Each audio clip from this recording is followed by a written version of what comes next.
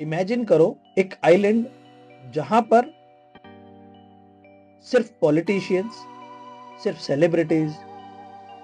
और बड़े बड़े लोग, बड़े बड़े मिलियनियर्स, मल्टी मिलियनियर्स और बिलियनियर्स। एक ऐसा सीक्रेट जो आज तक दुनिया से छुपाया गया, जो आज तक दुनिया की नजरों में रहस्यमयी रहा, तब तक जब तक एक स्कैंडल एक्सपोज नहीं हुआ। तो नमस्कार दोस्तों, आज हम बात करेंगे एप्स्टीन फाइल्स के बारे में और समझेंगे कि आखिरकार ये जो सोशल मीडिया से लेकर मीडिया तक और न्यूज़पेपर्स, मैगजीन्स और छोटे से छोटे क्लिप जो शॉर्ट्स में इंस्टा पे वायरल हो रहे हैं, आखिर क्या है पूरी सच्चाई और क्या हुआ था उस आइलैंड पे। वीडियो को एंड तक जरूर देखना। एक पूरी वीडियो में पूरी तरीके से क्लियर हो जाएगा कि एप्स्टीन फाइल हाल ही के दिनों में चर्चा में क्यों। इमेजिन करो एक आइलैंड जहां पर नो कैमरा, नो प्रेस, पूरा का पूरा प्राइवेट और सब कुछ secret. Only billionaires, celebrities and the most popular persons of the world. और कई वर्षों तक ये सिर्फ लोगों की आंखों में एक धोखा रहा कि वो एक ऐसा आइलैंड है जहां पर कोई नहीं रहता, या पूरे वर्ल्ड की नजरों से छुपाया गया एक सच। काफी लंबे समय तक ये सब कुछ छुपा रहा, लेकिन एक स्कैंडल एक्सपोज हुआ और पूरी दुनिया के सामने एक ऐसा सच आया जिसको लोग अपनाने से भी कतरा रहे। लेकिन ये सच है और सच तो सच रहेगा, आप अपनाएं चाहे ना अपनाएं। तो ये कहानी है जेफरे एप्स्टीन की, ये कहानी है आइलैंड की, ये कहानी है उन सभी लोगों की जो देश और दुनिया और विश्व की नजरों से छुपते छुपाते अपने काले कारनामों के चिट्ठे छुपाते रहे और करते रहे काले धंधे। और काले धंधे कहना भी इनके लिए बहुत छोटी बात है, क्योंकि जो भी आज दुनिया के सामने है वो अपने आप में मानवता को शर्मसार करने से भी ज्यादा कई गुना, कह सकते हो, कृत्य है। The man no one fully understood, एक ऐसा व्यक्ति जिसको कभी कोई समझ नहीं पाया पूरी तरीके से। जी हाँ, जिसका नाम जेफरी एप्स्टीन था। एक फाइनेंस एडवाइजर था और अमेरिका का एक वेल्दी, बहुत वेल्दी पर्सन था। यहाँ एक स्ट्रेंज पार्ट है और वो ये है कि किसी को नहीं पता कि वो रिच कैसे बना, उसके पास इतना पैसा कैसे आया। ना उसने कभी कोई कंपनी बनाई, ना उसने कभी कोई प्राइवेट टेक बिल्ड किया, फिर भी उसके पास दुनिया के सबसे पावरफुल लोगों के साथ मिलने का एक्सेस था। और ये किसी को नहीं पता। जैसे कैरेबियन आइलैंड जैसे देश, दुनिया के बड़े बड़े लोग, किसी देश के प्रेसिडेंट, किसी देश के चांसलर से मिलना उसके बाएं हाथ का खेल था। लेकिन ये किसी को नहीं पता कि how that was possible for him. इतना ही नहीं, उसके पास कई शहरों में, कई देशों में luxurious houses, luxurious lifestyle, luxurious jets और न जाने क्या क्या, जो कि ये दर्शाता है ये व्यक्ति सिर्फ पैसे वाला नहीं, पावरफुल भी है। क्योंकि दुनिया के कुछ ऐसे हिस्से भी हैं कि आप कितने भी पावरफुल हो जाए, कितना भी पैसा आपके पास हो जाए, आप वहां पर प्रॉपर्टी एक्वायर नहीं कर सकते। और इस व्यक्ति के पास दुनिया के उस हिस्से में प्रॉपर्टीज है जहां पर लोग सोच भी नहीं सकते। तो सोच के देखिए कि अगर एक अकेला एप्स्टीन इतने सारे कनेक्शंस बिल्ड कर सकता है, तो न जाने दुनिया में कितने एप्स्टीन होंगे जिनके पूरे दुनिया में कॉन्टेक्ट्स ही कॉन्टेक्ट्स होंगे। सो अगर एक व्यक्ति इतना सक्सेसफुल हो जाए तो लोगों की नजरों में कभी ना कभी तो खटकेगा। तो लोगों को धीरे धीरे शक हुआ कि एक ऐसा व्यक्ति जिसने कभी कोई कंपनी नहीं बनाई जो कि बहुत ज्यादा फेमस हो, कभी कोई टेक पे काम नहीं किया जिससे बहुत ज्यादा अर्निंग होती हो, फिर भी इसके पास बहुत ज्यादा वेल कनेक्टेड नेटवर्क था जिससे ये वर्ल्ड के मोस्ट पावरफुल लोगों से बहुत आसानी से मिल सकता था और उससे मिलकर अपनी मीटिंग्स, अपने छोटे मोटे कार्य बहुत आसानी से अरेंज करा सकता था।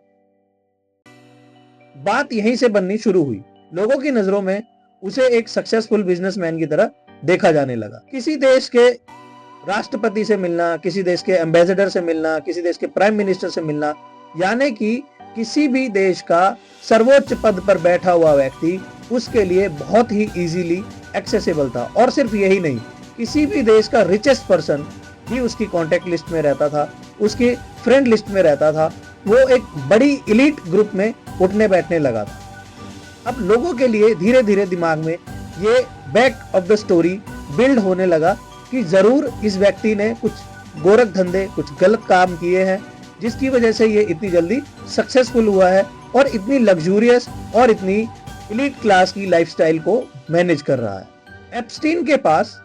कैरेबियन सी में एक प्राइवेट आइलैंड था। प्राइवेट आइलैंड, आप सोच सकते हैं 75 एकड़ का एक आइलैंड जो कि बाहर से देखने में एकदम लग्जूरियस दिखता था। उसमें बहुत सारे विलास, कई सारे हेलीपैड्स, उसमें स्विमिंग पूल और ना जाने क्या क्या फैसिलिटीज थी, एक प्राइवेट आइलैंड।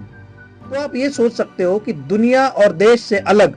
एक अपनी अलग दुनिया बना के बैठा हुआ ये व्यक्ति न जाने किन किन के कारनामों के चिट्ठे लेके बैठा हुआ था। सो जैसे ही मीडिया को ये पता चला कि ये व्यक्ति एक आइलैंड ओन करता है जिसका नाम सेंट जेम्स है, मीडिया ने इसको एप्स्टीन आइलैंड बुलाना शुरू किया। अब जैसे जैसे ये बातें मीडिया में आने लगी, आप सोच कर देखिए, एक ऐसा आइलैंड जो प्राइवेटली ओन्ड हो, जहां पर सीक्रेसी बहुत ज्यादा मेंटेन रखी जाती हो, जहां पर कोई मीडिया ना हो, जहां पर कोई कैमराज ना हो, जहां पर कोई न्यूज़पेपर ना हो, कुछ भी ना हो, और एक व्यक्ति उसकी सारी सिक्योरिटी को, सीक्रेसी को मेंटेन करता हो, जहां पर हाई प्रोफाइल लोगों की मल्टीपल जो ट्रिप्स हैं वो होती हों, देश विदेश से लोग वहां घूमने जाते हों, तो आखिर कहीं ना कहीं लोगों के दिमाग में ये चीज आना लाजमी था कि ये आइलैंड आखिर इतना क्यों स्पॉटेड है, क्या इसमें ऐसा टूरिज्म है जो बाकी लोग इस पर जा नहीं पा रहे हैं और कुछ खास चुनिंदा लोगों को ही यहाँ पर जाने का मौका मिल रहा है। जब इस पर जांच हुई तो सामने आया कि अपनी एज से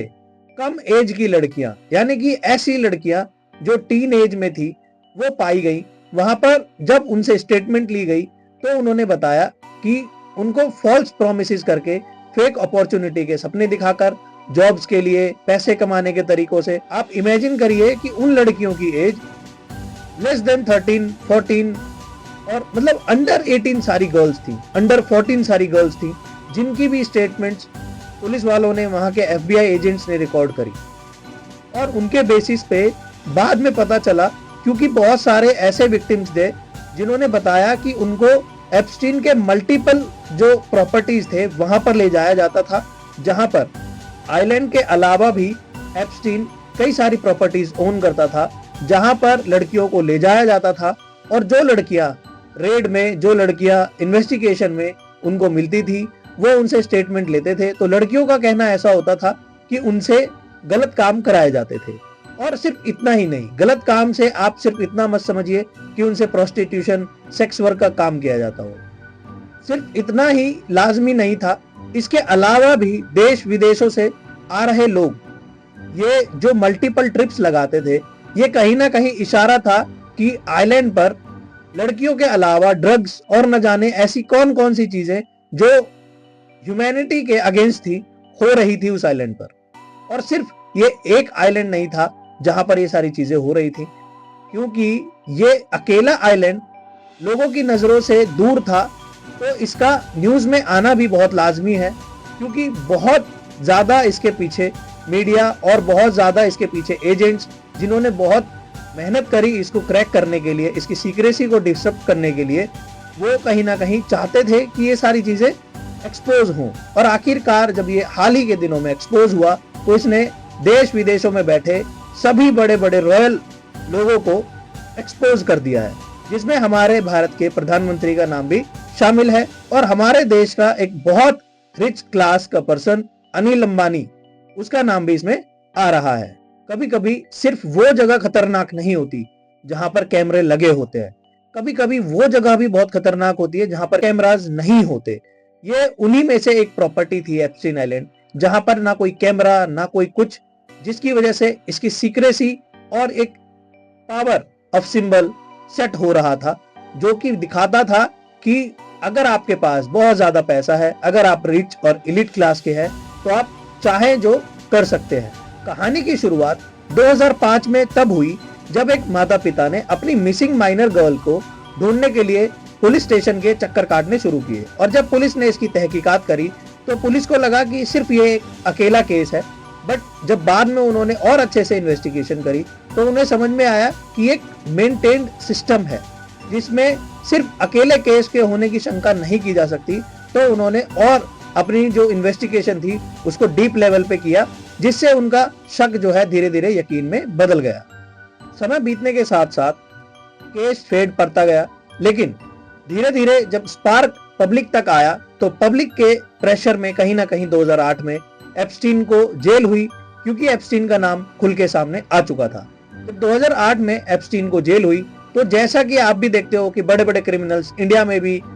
अच्छी प्रिविलेजेस पाते हैं जेल के अंदर भी, और ये बात किसी से छुपी हुई नहीं है। तो सेम पैटर्न, सेम सारी चीजें, सेम लीगल हेल्प और प्रिविलेजेस उसको जेल में मिल रही थी। लोगों का गुस्सा बहुत ज्यादा इंटेंस था। लोगों को लग रहा था कि अगर कोई व्यक्ति इतने पैटर्न से माइनर गर्ल्स के साथ ऐसा कुछ कर रहा है, और ये ट्रैफिकिंग से लेके न जाने क्या क्या कर रहा है, ड्रग्स कर रहा है और पता नहीं क्या क्या करवा रहा है पूरी दुनिया में, अगर इतने सारे क्राइम नेटवर्क का एक व्यक्ति अकेला रीजन है तो उसे इतनी लाइट सी पनिशमेंट कैसे दी जा सकती है? क्यों उसके हैवी कनेक्शंस, क्यों उसके एलीट क्लास के फ्रेंड सर्कल और रॉयल पीपल्स, जिनको लोग अपनी नजरों में बहुत ज्यादा रॉयल समझते हैं, उनके कनेक्शंस को यूज करते हुए उसने अपनी पनिशमेंट को कम किया और प्रिविलेजेस का फायदा उठाना शुरू किया। बट कहानी यहीं पे खत्म नहीं होती है। जैसे जैसे समय बीतता गया लोग फिर से इसको भुलाने लगे, लेकिन जिन लोगों के साथ इनजस्टिस हुआ था वो लोग और मीडिया ने मिलकर इसको पुश करना वापस से शुरू किया, इसको फिर से पब्लिक डोमेन में लाए और अगेन इसको फिर से जेल हुई। और इस बार जब जेल हुई, अब की बार नए नए कनेक्शंस, उसके फ्लाइट लॉग्स, उसके कॉन्टैक्ट्स और न जाने क्या क्या, इसका सारा काला चिट्ठा धीरे धीरे बाहर आने लगा। इसको वर्ल्ड मीडिया कवर करने लगी, लोगों की नजर इस पे बनने लगी, जिसकी वजह से एक प्रेशर भी बना गवर्नमेंट के ऊपर कि अब तो सख्त कानून और सख्त एक्शन की जरूरत है। तो जो ये कानून जो ये अपने हिसाब से शेप कर रहे थे, जो ये चाहते थे ये सारे लोग मिलकर कि जेफरी को बचा लें, वो ऐसा नहीं कर पाए और इसकी गिरफ्तारी अब बड़े लेवल पे हुई। और क्योंकि वर्ल्ड मास मीडिया इसको कवर कर रहा था, लोगों की नजरों में ये केस था, तो ये वर्ल्ड वाइड पूरा का पूरा एक तरीके से आप कह सकते हो कि ऑनलाइन प्रोटेस्ट कह सकते हैं। और अलग तरीके से देखा जाए तो लोगों की जो इंटेंशन थी वो कहीं ना कहीं सोशल मीडिया पर दिख रही थी, जिसकी वजह से ये केस और आगे पुश हुआ और इसको 2019 में फिर से जेल हुई विद न्यू एविडेंसेस और विद फैक्ट्स, क्योंकि अब ये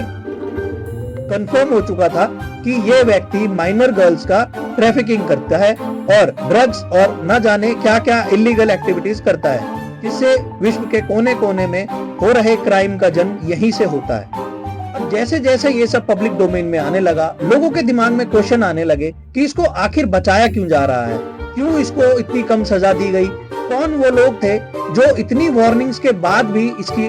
गलतियों को इग्नोर करते रहे, क्यों नहीं इसके खिलाफ कोई स्ट्रॉन्ग एक्शन लिया जा रहा है। आपने इंडियन मूवीज में एक बहुत कॉमन सीन देखा होगा, जहां पर आपने देखा होगा कि एक कैदी जब सरेंडर करने की कोशिश करता है तो वो उन लोगों के पैर का कांटा बन जाता है, गले का कांटा बन जाता है, जिन लोगों के थ्रू वो सारे क्राइम कमिट करता था। तो फिर उसकी जेल में हत्या करवा दी जाती है। सेम जेफरी एप्स्टीन के साथ भी ऐसा ही हुआ। 2019 में उसकी मृत्यु हो गई और वहां के ऑफिशियल्स का कहना था कि ये एक सुसाइड है। लेकिन आप सोच के देखिए, एक ऐसा कॉमन सीन जो हम इंडियन मूवीज में देखते हैं, तो लोगों का शक यकीन में बदलना अब पुख्ते तरीके से हो चुका था कि ये सिर्फ अकेला व्यक्ति नहीं है जो ये सारे काम कर रहा है, इसमें दुनिया के और भी लोग, वर्ल्ड के पावरफुल लोग शामिल हैं जो ये सब करवा भी रहे हैं और जिसका वो खुद हिस्सा है। जब जेफरी एप्स्टीन की सुसाइड की थ्योरी या कॉन्स्पिरेसी को भी स्टडी किया गया तो पाया गया कि उनके कैमरा में जो एक्टिविटीज थी उनसे पता चलता है कि वहां का जो जेल का मैनेजमेंट था वो बहुत एक फेलियर के सिस्टम से गुजर रहा था, फेलियर के टाइम से गुजर रहा था, जहां पर मिसमैनेजमेंट की बहुत सारी ऐसी लूप होल्स दिखती थी, जिससे समझ में आता था कि जो जेफरी एप्स्टीन है वो सुसाइड से नहीं मरा है, उसका मर्डर किया गया है। और यहीं से ये जो शक की सुई है यहाँ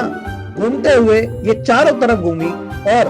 बड़े बड़े लोगों को शक के दायरे में लेना शुरू किया। अब बात करते हैं एप्स्टीन के नेटवर्क की और उसके साथियों की। देखो, जब इतना बड़ा रैकेट चलता है तो आपको और हमारे जैसे सभी नागरिकों को कहीं ना कहीं ये दिमाग में जरूर ख्याल रहता है कि कभी भी कोई भी गलत काम अकेला बंदा नहीं कर सकता, अकेला व्यक्ति कभी नहीं कर सकता। तो उसके एसोसिएट्स को ढूंढा जाने लगा। तो उसका एक क्लोज एसोसिएट जिसका नाम स्लेन मैक्सवेल था, वो पकड़ा जाता है और उसको भी सेम पनिशमेंट दी जाती है। और वो ये कंफर्म कर देता है कि वो लोग मिलकर माइनर गर्ल्स को उठाते थे और वो ये कंफर्म कर देता है कि जितने भी विक्टिम्स थे उन लोगों को उनके घरों से, गरीब घरों की लड़कियों को उठाया जाता था और उस आइलैंड पर ले जाया जाता था, जहां पर रिच और एलिट क्लास के लोग अपनी मनचाही जो भी गतिविधियां करनी होती थी उन्हें वहां पर करते थे। हालांकि प्रश्न अभी भी बहुत सारे हैं कि ये नेटवर्क मेनली कौन रूल आउट करता था, कितना बड़ा नेटवर्क था, दुनिया और देश में कहां कहां ये नेटवर्क फैला हुआ है, क्या कोई देश ऑफिशियली इसमें शामिल तो नहीं है, क्या किसी देश का कोई बड़ा नेता, किसी देश का कोई रिच क्लास पर्सन इस रैकेट में शामिल तो नहीं है, इस सिस्टम में शामिल तो नहीं है, इस नेटवर्क को होल्ड तो नहीं करता है। ऐसे वो कौन लोग थे जो इन सभी गतिविधियों को आराम से होने दे रहे थे, इतने ज्यादा कड़क कानून, नियम और लीगल सिस्टम के होने के बावजूद?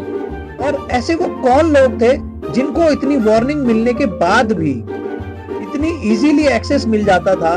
लीगल सिस्टम का, लीगल पैसेजेस का, समुद्रों का, फ्लाइट्स का और न जाने हर उस ट्रांसपोर्ट का जहां से एक व्यक्ति आवागमन कर सकता है। ये सभी बातें तो मिस्टीरियस रही, लेकिन जो चिट्ठा खुलना था वो खुल गया। और चिट्ठा ये खुला कि आज तक जिन लीडर्स को बहुत पॉपुलर माना जाता था, जिन लीडर्स को बहुत ज्यादा ऐसे रिच माना जाता था bye their nature, bye there charismatic image, कहीं ना कहीं उन लोगों का नाम भी लिस्ट में आ रहा है। और सोचने की बात यह है कि आज तक हम रियल लाइफ में जिन लोगों को विलेन समझते रहे, उन लोगों का नाम इस लिस्ट में क्यों नहीं है? और अगर है तो क्या अभी भी लिस्ट पूरी रिवील नहीं हुई है? क्या अभी भी एप्स्टीन फाइल में बहुत सारी ऐसी चीजें हैं जो इंसानी दिमाग को झकझोर के रख देंगी? अब सोचना यह है कि क्या हम और आप ऐसे दुनिया में रह रहे हैं, ऐसे समाज में रह रहे हैं जहां हम अपने घरों में सुरक्षित हो सकते हैं, अपने देश में सुरक्षित हो सकते हैं, लेकिन इस दुनिया में सुरक्षित नहीं हो सकते, क्योंकि दुनिया में कहीं ना कहीं, कभी ना कभी, किसी ना किसी व्यक्ति को किसी ना किसी तरीके का थ्रेट रहता ही है। और मेनली जितने भी क्राइम स्पॉट किए जाते हैं, जितने भी क्राइम होते हैं, वो वुमेन्स के अगेंस्ट होते हैं। हमारे सिस्टम को सिर्फ नेशनल लेवल पर नहीं बल्कि ग्लोबल लेवल पर भी चीजों को हटके सोचना होगा। और फर्क नहीं पड़ता कि कोई प्राइवेट आइलैंड है या कोई प्राइवेट लेक है या कोई अंडरग्राउंड कोई भी ऐसी जगह है जहां पर कैमरा, जहां पर सिक्योरिटी नहीं हो सकती। अंत में जाते जाते यही कहूंगा कि अगर आप भी अपने देश के अच्छे नागरिक हैं तो सवाल पूछना शुरू कीजिए। हो सकता है कि यह बात आइलैंड की हो रही है, लेकिन कहीं ना कहीं आपकी कंट्री में भी कोई आइलैंड हो सकता है, कोई डिजर्ट का इलाका हो सकता है, कोई माउंटेनियस रीजन हो सकता है, कोई ऐसा पर्टिकुलर इलाका हो सकता है जो एप्स्टीन न जाने कितने एप्स्टीन आइलैंड हमारे देशों के अंदर छुपे हुए होंगे, न जाने कितने एप्स्टीन इलाके हमारे देशों के अंदर छुपे हुए होंगे। So that is the morality कि आप अपनी गवर्नमेंट से क्वेश्चन पूछे। आई होप सो कि आपको ये पूरा का पूरा टॉपिक समझ में आया होगा। मिलता हूँ किसी नेक्स्ट वीडियो में जिसमें हम फिर से बात करेंगे एक नए केस के बारे में और एक नई विधि के बारे में जो हमारे समाज की जरूरत बनती जा रही है। Stay tuned, stay healthy, bye bye.